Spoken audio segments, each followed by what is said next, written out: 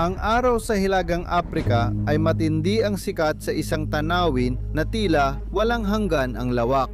Ang buhangin at langit ay naghalo sa isang kumikislap na mirage. Ang init ay umaakyat sa mga alon mula sa sahig ng disyerto. Sa tuktok ng buhanginan, isang tao ang nagmamasid sa abot tanaw gamit ang binoculars. Si Erwin Rommel, ang lalaking malapit ng tawaging disyertong Soro, ay pinagmamasdan ang pag-usad ng kanyang mga tropa na may halos perpektong kasanayan.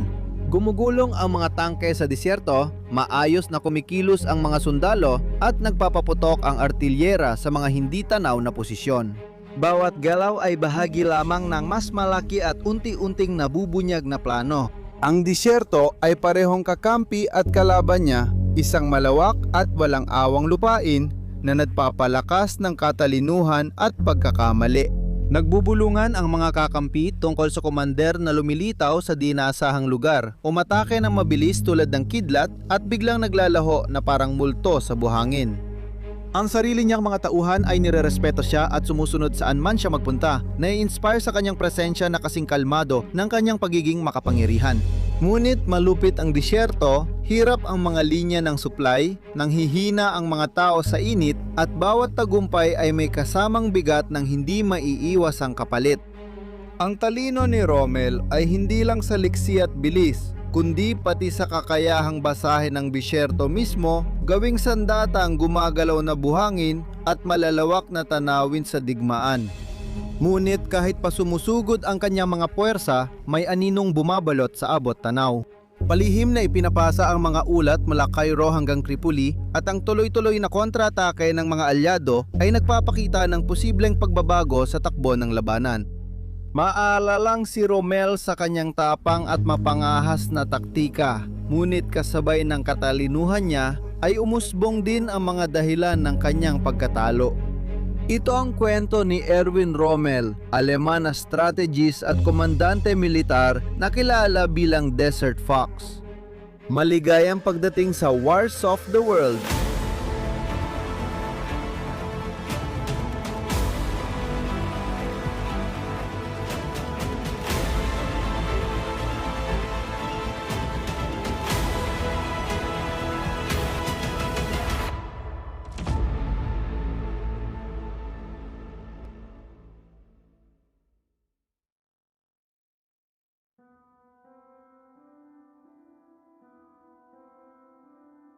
Ipinanganak noong ika-15 ng Nobyembre, 1870, isa sa tahimik na bayan ng Heidenheim sa kaharian ng Württemberg, si Erwin Rommel ay hindi, sa unang tingin, nakatakdang maging dakilang militar.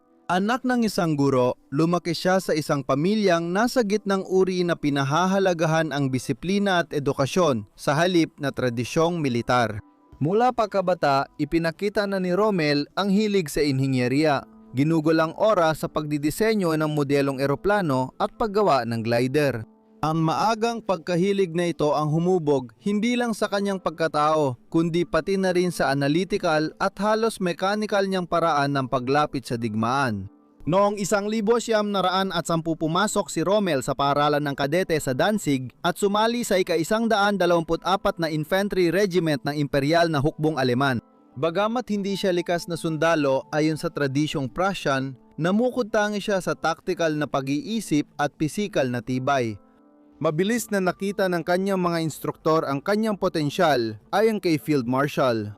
Ang buhay at kamatayan ni Erwin Rommel na isinulat ni Daniel Allen Butler noong 2015. CP, hindi basta-basta sumusunod si Rommel sa mga utos. Pinag-aaralan niya ito, pinapabuti pa at pagkatapos ay isinasagawa ng may katumpakan. Wakas ng CP. Nang sumiklab ang unang digmaang pandigdig noong 1914, na italaga si Rommel sa kanlurang harapan. Agad niyang ipinakita ang husay sa agresibong paggalaw at pagkamalikhain sa gitna ng kaguluhan ng makababong digmaan. Ngunit sa mabundok na harapan ng Italia, tunay na nagsimulang mabuo ang kanyang reputasyon. Itinalaga sa Alpen Corps, lumaban si Rommel sa pinakamalulupit na kalagayan ng digmaan. Sa labanan sa Julian Alps, pinangunahan niya ang mga pag-atake ng maliliit na unit sa mga lugar na itinuturing ng marami na hindi madaanan, mas pinipili ang sorpresa at bilis kaysa sa lakas. Sa labanan sa Caporetto noong 1917 at 17 pinangunahan ni Rommel ang isang matapang na pag-atake laban sa mga nakapwestong Italyano, nakakulong ng daan-daang bilanggo at umabante ng lagpas pa sa kanyang orihinal na mga layunin.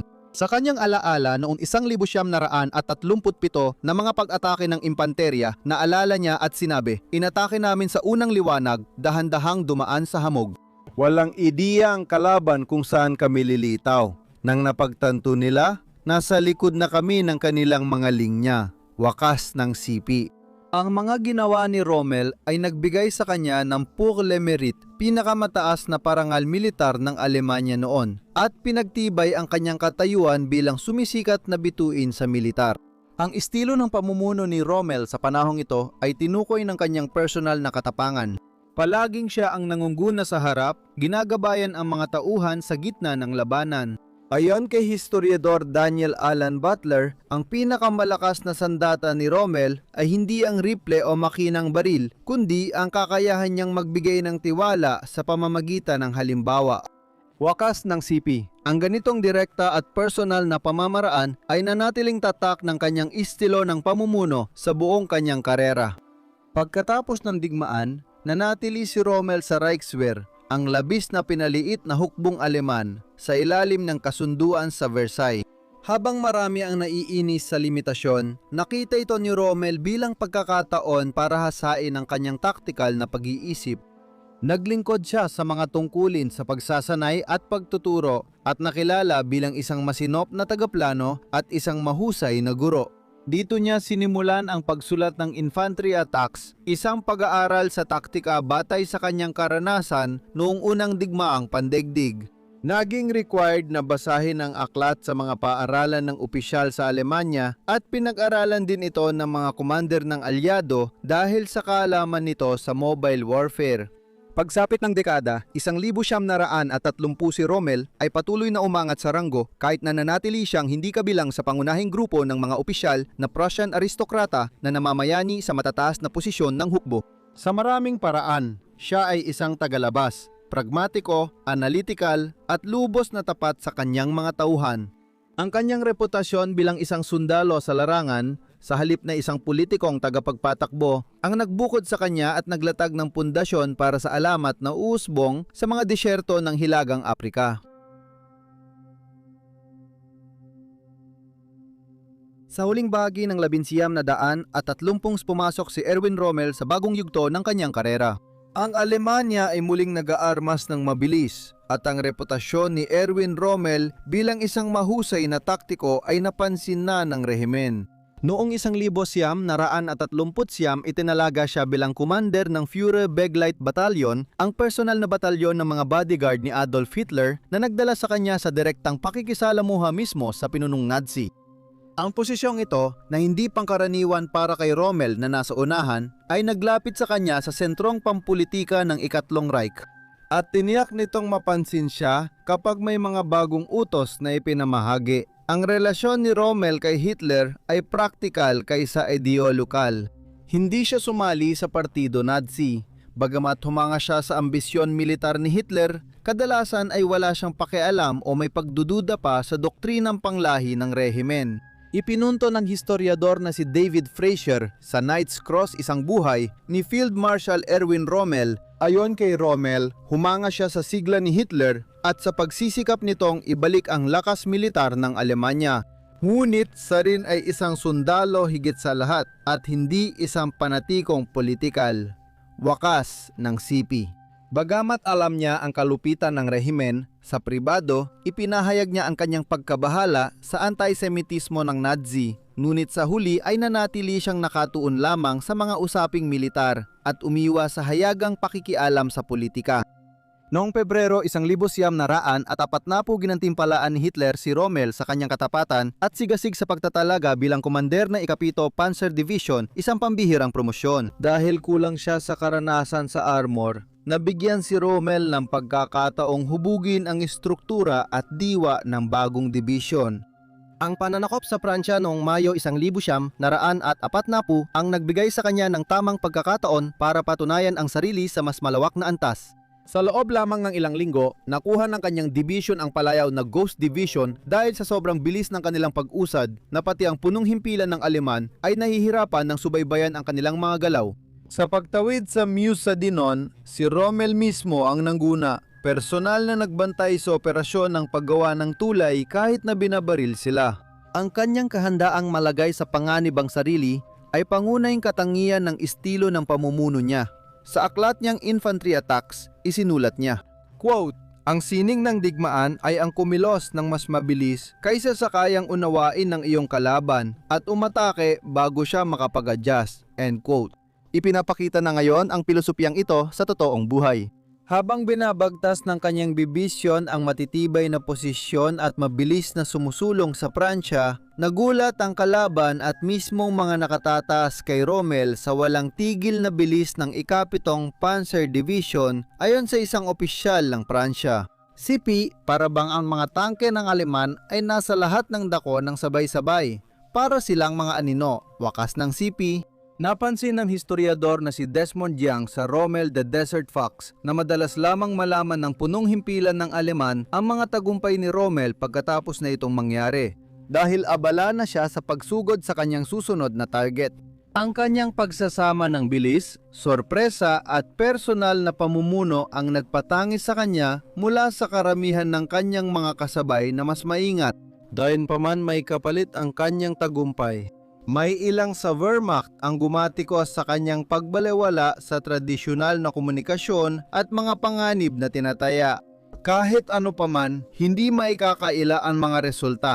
10,000 bihag ang nahuli, malawak na teritoryo ang nasakop at isang matatag na reputasyon ang naitatag. Itinaas ang ranggo ni Rommel bilang General Lieutenant at ginawaran ng Knight's Cross ng Iron Cross dahil sa kanyang mga nagawa sa Pransya. Si Hitler, na pinahahalagahan ang mga komander na may tapang at inisyatiba, ay nakumbinsi na si Rommel ang tamang tao para sa susunod na mahalagang misyon. Noong unang bahagi ng 1941, inutusan si Rommel na pumunta sa Hilagang Aprika upang pamunuan ang bagong tatag na Deutsches Afrika Korps at suportahan ang mga puwersa ng Italian Regio Esercito. Laban sa mga Briton, ito ay isang dramatikong pagbabago mula sa luntiang mga bukirin ng Pransya patungo sa malupit na disyerto ng Libya. Habang naghahanda si Rommel sa pag-alis papuntang Tripoli, sinimulan na rin niyang buuin ang bagong pamunuan at ang lumalaking alamat. Sa loob lamang ng ilang buwan, nagbago siya mula sa isang iginagalang na opisyal tungo sa isa sa mga pinaka-pinag-uusapang tao sa hukbong Aleman. Ang kanyang mga ginawa sa Hilagang Aprika ay magpapakilala sa kanya sa bawat tahanan sa magkabilang panig ng digmaan at makikilala siya bilang ang Zorro ng disyerto.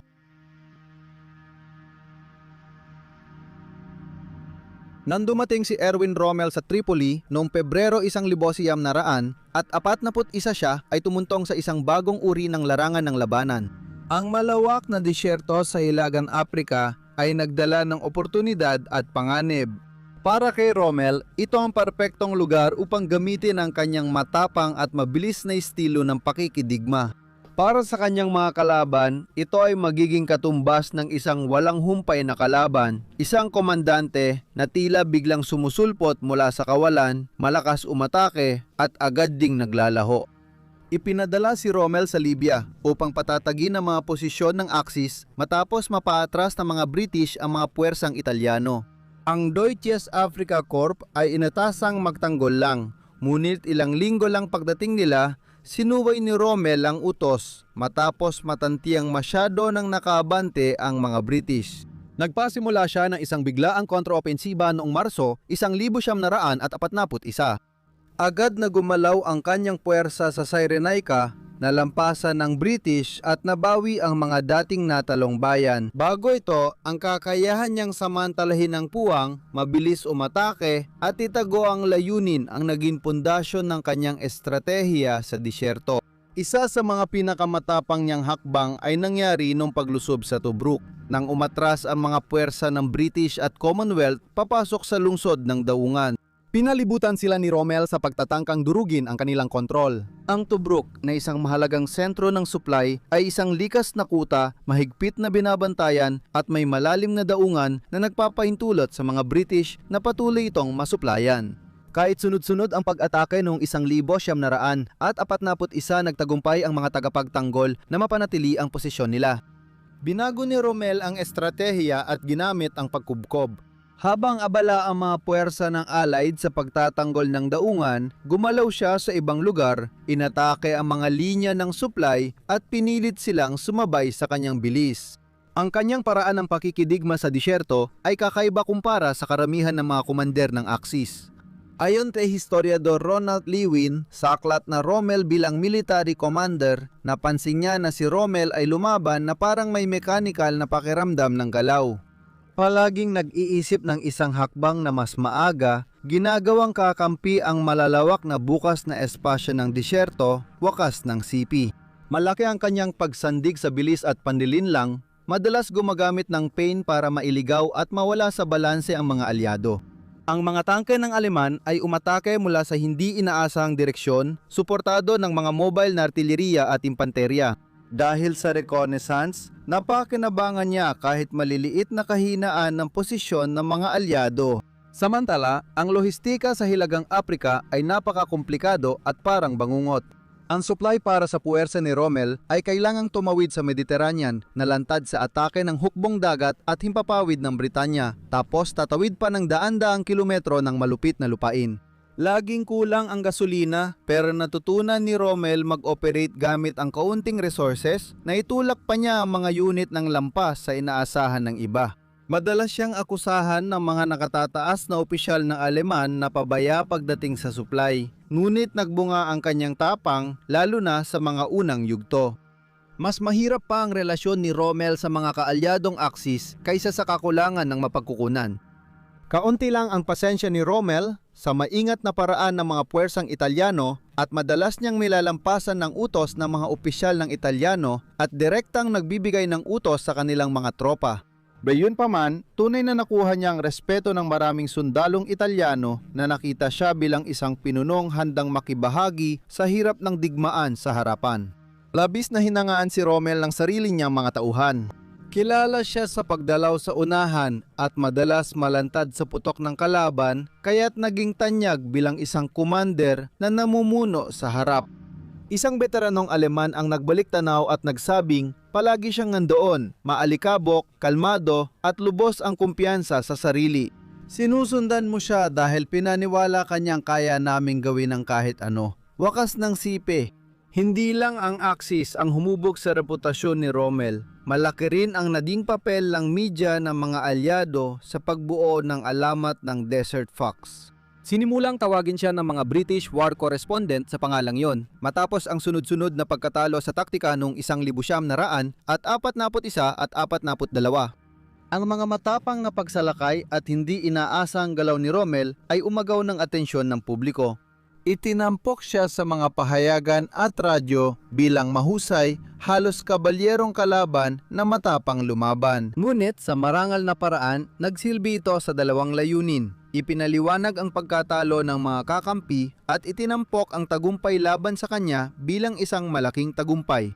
Samantala, niyakap din ng Nazi propaganda ang alamat na ito, inilalarawan si Rommel bilang sagisag ng henyo ng militar ng Aleman. Maingat na pinamahalaan at malawakang ipinakalat ang kanyang imahe, kaya naging isa siya sa pinakakilalang komander ng digmaan. Gayunpaman, hindi itinadhana na magtagal ang sunod-sunod na tagumpay ni Rommel. Nagsimulang pumabor laban sa kanya ang estratehikong sitwasyon noong huling bahagi ng 1942.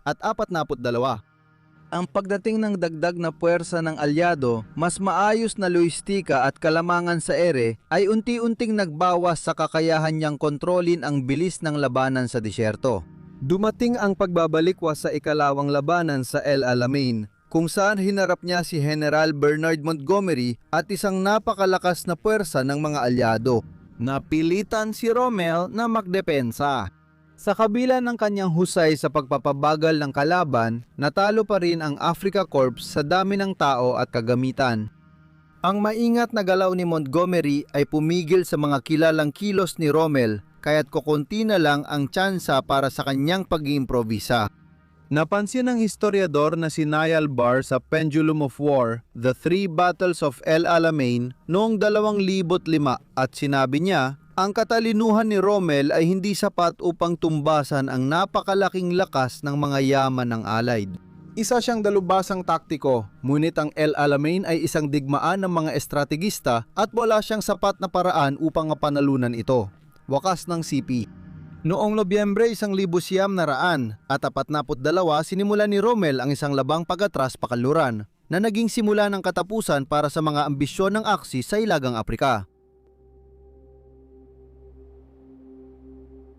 Ang lakas na minsang nagdala sa Deutsches Afrika Korps sa disyerto ay ngayon ay nabaligtad habang ang mga puwersang Briton sa ilalim ni Bernard Montgomery ay patuloy na sumulong dahil sa mas maraming bilang, suporta ng himpapawid at lakas sa lohistika. Pagsapit ng huling bahagi ng 1900 at 42 napilitan si Rommel na umatras habang lumalaban pakanluran sa buong Libya.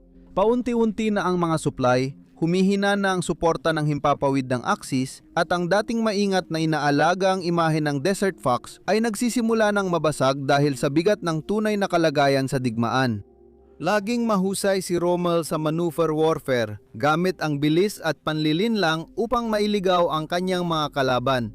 Ngunit laban sa napakaraming yaman ng mga alyado, ibang klaseng labanan ang hinarap niya, isang labanan na tinutukoy ng pagkaubos at pag-atras.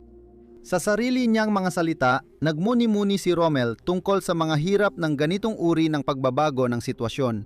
Kapag kailangan mong patuloy na umatras, napakalaki ng pagod sa mga tao at kagamitan. Napupunta sa kalaban ang inisyatiba at kasama nito ang kakayahang idikta ang takbo ng mga pangyayari. Wakas ng CP, ang pagkatalo sa El Alamein ay hindi lang basta pagkatalo sa labanan. Ito ay sumisimbolo ng pagbabago ng Agos sa Hilagang Aprika. Habang inilunsad ng mga alyado ang Operation Torch noong Nobyembre, 1942 binuksan nila ang pangalawang front sa lugar ng labanan. Si Rommel at ang kanyang pagod na mga tropa ay naipit sa gitna ng papalapit na British Ikawalong Army mula sa silangan at ng bagong dating na Anglo-American na mga puwersa sa kanluran. Ang German-Italian na hukbo na labis na pinahaba at palaging kulay sa supply ay nagawa lamang na ipagpaliban ang hindi maiiwasan. Pagsapit ng unang bahagi ng 1943, lumalala na ang kalusugan ni Rommel. Ang mga taon ng kampanya sa mahihirap na kondisyon ay labis na nakaapekto sa kanya. Nagsimula siyang magdusa mula sa matinding sakit sa tiyan at atay na pumilit sa kanya na lalong lumayo sa harapan ng labanan. Ayon kay historiador David Irving sa The Trail of the Fox, ipinagtapat ni Rommel sa kanyang asawang si Lucy na lubos na siyang pagod at nagdududa kung kakayanin pa ang digmaan sa disyerto. Noong Marso 1943, pinayagan siyang umuwi sa Alemanya para magpagamot, kaya ang pamumuno sa Afrika Korps ay ipinasa kay Hans-Jürgen von Einim. Sa loob ng 2 buwan, mapipilit ang sumuko ang mga puwersa ng Axis sa Hilagang Aprika. Gayunpaman, ang pag-alis kay Rommel sa labanan sa Aprika ay hindi nagtapos sa kanyang karera.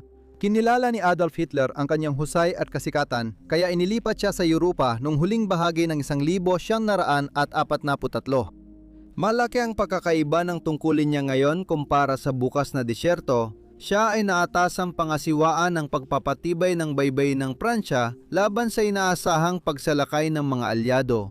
Ang Atlantic Wall, na siyang naging tawag dito, ay nilayon na maging halos hindi mapasok na linya ng depensa. Mula Norway hanggang Bay of Biscay, paulit-ulit na nilibot ni Rommel ang baybayin, iniuutos ang pagpapalakas ng mga harang sa dalampasigan, mga minahan at mga kuta ng kanyon. Sa kanyang pagkadismaya, gayunpaman, nakatagpo siya ng mga patong-patong na burokrasya at mga hindi makatotohanang estratehikong palagay.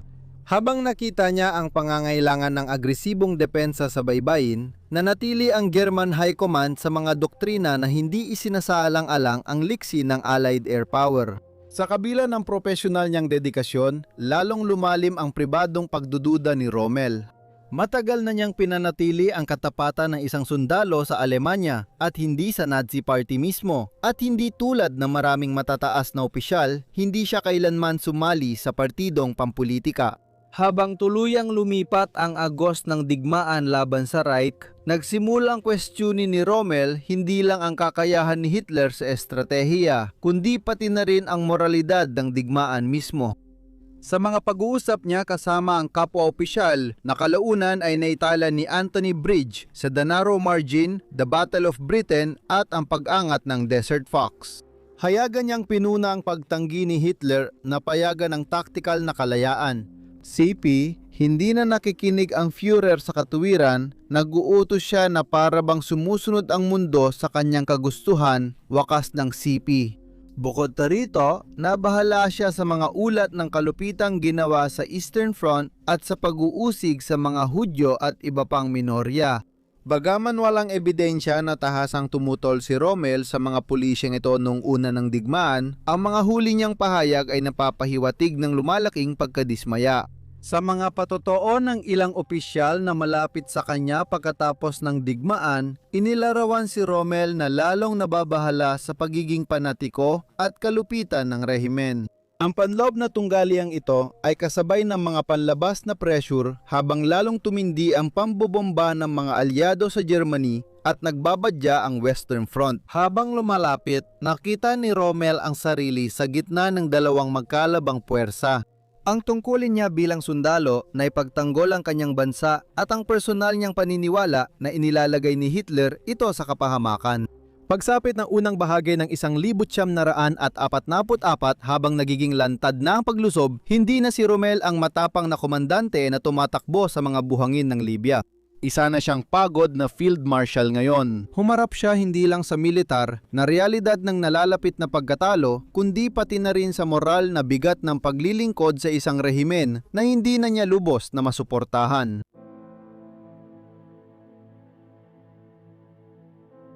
Pagsapit ng 1,000 ng naraan at 44 na tabunan na ng dumarating na unos sa kanlurang Europa, ang reputasyon ni Erwin Rommel bilang isang mahusay na komandante. Inatasan siyang pangasiwaan ang pagpapatibay ng baybayin ng Pransya laban sa inaasahang pagsalakay ng mga alyado at batid niyang hindi maiiwasan ang D-Day. Ang tinatawag na Atlantic Wall na tinulungan niyang itayo ay hindi pa tapos at kulang sa supply at madalas siyang nagtatalo kay Hitler tungkol sa estratehiyang pangdepensa. Ipinaglaban ni Rommel ang pagkakaroon ng mga mobile na reserba at mas nababagay na tugon sa mga paglapag na nagbabala ng matitigas at hindi gumagalaw na depensa ay madaling malampasan. Sinabi ng historiador na si Maurice Philip Remy sa Myth of Rommel at inuulit ko, ang estratehikong pananaw ni Rommel ay hindi pinansin kapalit ng ideolohiya at pagkahumaling sa mga nakapirming kuta. Wakas ng CP na nag-iwan sa posisyon ng mga Aleman sa Normandy na alanganin. Pinatunayan ng pagsalakay sa D-Day noong ika-6 ng Hunyo, 1944 ang katumpakan ng kanyang mga pangamba. Sinubukan ng unit ni Rommel na itaboy ang mga alyado gamit lahat ng mapagkukunan. Ngunit naantala ang dagdag na puwersa at pinigilan ni Hitler ang kanilang bisa. Personal niyang ininspeksyon ang unahan at pinalakas ang loob ng tauhan niya. Ngunit dahil sa napakalakas na kalamangan ng mga alyado sa impapawid at sa kanilang kakayahan sa lohistika, naging halos walang bisa ang mga kontra-atake ng mga Aleman. Ang mga personal na salaysay mula sa mga sundalong nasa ilalim ng kanyang pamumuno ay paulit-ulit na binabanggit ang kanyang presensya sa unahan, kalmado at matatag sa gitna ng kaguluhan at nagbibigay ng lakas ng loob. Kahit na lalong naging malinaw ang pagkatalo, ang mga karanasan ni Rommel sa panahong ito ay lalong nagpalalim ng kanyang pagkadismaya sa pamumuno ni Hitler. Matagal na niyang pinanatili ang kanyang katapatan sa Alemanya kaysa sa Nazi Party. Ngunit nang masaksihan niya ang hindi pagpapansin sa tamang payong militar, ang panghihimasok ng mga opisyal ng partido at ang ideolohikal na katigasan ng mataas na pamunuan, lalo pang tumindi ang kanyang pagdududa. Ayon kay Lidl-Hart sa Rommel Papers, 1953 napansin niya na si Rommel ay, quote, lalong nahahati sa pagitan ng tungkulin sa kanyang mga tauhan at pagsunod sa isang pinunong ang mga desisyon ay hindi na nakabatay sa lohikang militar, end quote. Ang tensyong ito ang magtutulak sa kanya, direkta man o hindi, papalapit sa mga nagbabalak na patalsikin si Hitler sa kapangyarihan. Noong Hulyo 20, 1944 isinagawa ang isang tangkang pagpatay na kilala bilang Operation Valkyrie. Pinamunuan ni Colonel Klaus von Stauffenberg na tangkang patayin ng grupong opisyal ng Aleman si Hitler gamit ang bombang itinanim sa kanyang punong himpilan sa Wolf's Lair sa silangang harapan. Layunin ng sabwatan na pabagsakin ang rehimeng Nazi at makipagkasundo ng pagsuko sa mga kaalyado. Ngunit nabigo ito nang makaligtas si Hitler na may bahagyang mga sugat lamang. Kaagad pagkatapos ng insidente, nagsagawa ang Gestapo ng malupit na investigasyon. Inaresto at pinatay ang 12 ng mga kasabwat. Lumabas ang pangalan ni Rommel sa ilang ulat bilang posibleng simpatya o kahit papaano ay tahimik na taga-suporta ng mga kasabwat, bagamat patuloy na pinagtatalunan ng ilang historiador kung aktibo siyang lumahok sa sabwatan. Ang malinaw gayunpaman ay nakita ni Hitler si Rommel bilang isang posibleng banta. Iginagalang siyang field marshal na naging mapanganib sa politika dahil sa kasikatan at salungat na pananaw. Noong Oktubre 1944 ipinatawag siya at binigyan ng ultimatum. Harapin ang pampublikong paglilitis at halos tiyak na kamatayan o kitilin ang sariling buhay. Kapalit ng isang pambansang libing at proteksyon para sa kanyang pamilya, pinili ni Rommel na panatilihin ang kanyang dangal at protektahan ang kanyang mga mahal sa buhay. Noong ika-14 ng Oktubre, 1944 kitil niya ang kanyang sariling buhay di umano'y sa pamamagitan ng pag-inom ng kapsula ng cyanide. Ang opisyal na anunsyo ay nagsabing ang kanyang pagkamatay ay dulot ng mga sugat na natamo niya sa isang naunang pag-atake ng eroplano na nagbigay daan sa rehimen na gamitin ang kanyang imahe para sa kanilang kapakinabangan. Bilang tapat na sundalo, binigyan siya ng pambansang libing na dinaluhan ng matataas na opisyal ng militar. At ang propaganda na kwento tungkol kay Rommel bilang isang mabuting Aleman ay maingat na pinanatili. Ang alamat na naglarawan sa kanya bilang profesional na sundalong nahati sa tungkulin at konsensya ay tumagal kahit matapos ang digmaan at nagdagdag sa reputasyon niya pagkamatay sa parehong Alemanya at kanluran. Ang kamatayan ni Rommel ay nagtapos sa isang karerang puno ng taktikal na katalinuhan, katapangan at mga moral at estratehikong dilema ng mga opisyal ng Aleman sa ilalim ng Ikatlong Reich.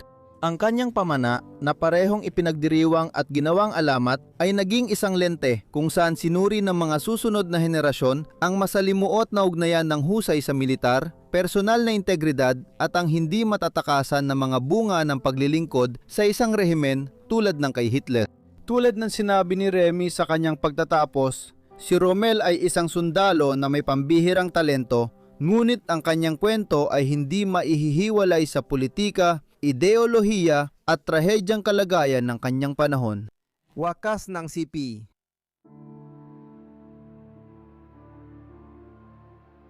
Ang pagkamatay ni Rommel noong 1944 ay nagmarka ng pagtatapos ng isang kahangahangang karera sa militar.